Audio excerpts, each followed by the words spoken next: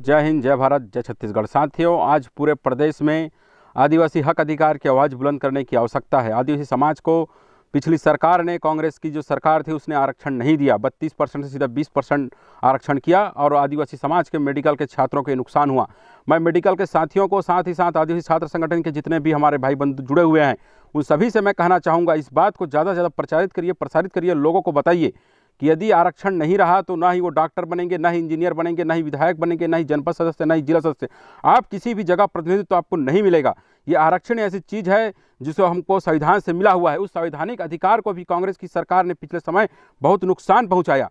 आज इस आरक्षण के लिए बोलने की आवश्यकता है साथियों। साथ ही साथ दोनों दल से यह कहना चाहिए, सभी दलों से आपको सवाल करना चाहिए, चाहे कांग्रेस हो, बीजेपी हो, चाहे कोई और दल भी आ रहा है, यहाँ 3-4 दल, सबसे सवाल करने की आवश्यकता है कि आदिवासी समाज का आरक्षण बचेगा कि नहीं बचेगा। आप आरक्षण देंगे कि नहीं देंगे। आरक्षण ही हमारा असली मुद्दा है साथियों। यदि देखिए, आप समझिए, जो हमको संविधान में अधिकार मिला हुआ है वो अधिकार ही हमको नहीं मिलेगा तो बाकी आप बात भूल जाइए।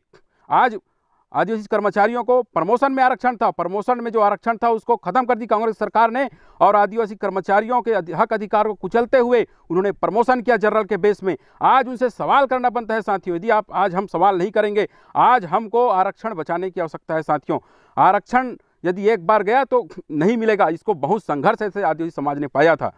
एक ऐसी चीज़ आरक्षण जिसको हमने बहुत संघर्ष से प्राप्त किया था, कांग्रेस की सरकार ने आती हटा दिया।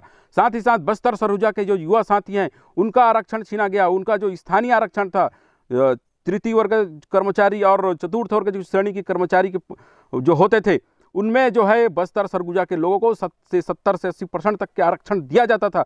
उस आरक्षण को छीनने का काम कांग्रेस की सरकार ने किया है।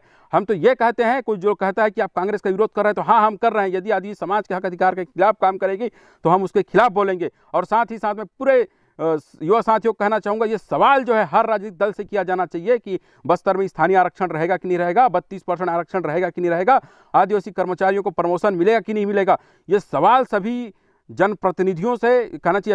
अभी जनप्रतिनिधि बने ये लोग तो केवल अभी चुनाव लड़ने के लिए आए। इन जितने भी कैंडिडेट्स आते हैं सभी से सवाल करिए, और ये सवाल हमारे उन राजनीतिक दलों से भी, कांग्रेस बीजेपी के शीर्ष नेतृत्व से भी हमारा सवाल है, क्या बस्तर और सरगुजा में और क्या छत्तीसगढ़ में 32% आरक्षण रहेगा, और मतलब कहना चाहिए जनजाति क्षेत्रों में स्थानीय आरक्षण रहेगा, आदिवासी कर्मचारी को प्रमोशन मिलेगा कि नहीं मिलेगा, उसमें आरक्षण मिलेगा कि नहीं मिलेगा। ये हमारा सवाल है। ये 3 सवाल राजनीतिक जो शीर्ष राजनीतिक दल हैं सभी से ये हमारा सवाल है, और हम आदिवासी युवा साथियों से कहना चाहेंगे कि सभी जगह ये बात प्रसारित करिए। यही वो समय है जिससे हमारी बात सुनी जाएगी। नहीं तो ये कांग्रेस बीजेपी कहें चाहे अन्य राजनीतिक दल कहें, ये हमारी बात नहीं सुनेंगी। कांग्रेस तो आदिवासी के साथ खिलाफ काम कर रही है। मैं दावे के साथ कहता हूँ, ये कोई मतलब मैं ऐसी बना के बात नहीं बोल रहा हूँ। मेडिकल सीटों का नुकसान आदिवासी समाज को हुआ, स्थानीय आरक्षण में भर्ती उसमें आदिवासी समाज को नुकसान हुआ, आदिवासी कर्मचारियों का प्रमोशन नहीं हुआ उसमें नुकसान हुआ। इसलिए मैं स्पष्ट कहता हूँ कि कांग्रेस की जो सरकार भी थी वो आदिवासी विरोधी थी। उन्होंने आदिवासी समाज के आरक्षण के खिलाफ काम किया, आदिवासी समाज के हक अधिकार के खिलाफ काम किया। साथियों, तय आपको करना है कि आपको